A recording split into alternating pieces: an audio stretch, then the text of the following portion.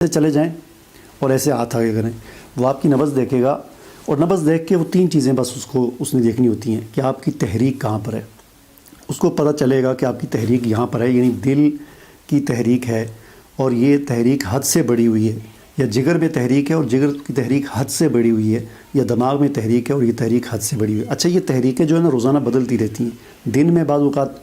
صبح کے وقت ہو سکتا ہے آپ کے دل میں تحریک ہو، عضلات میں تحریک ہو، 2 گھنٹے بعد جو ہے وہ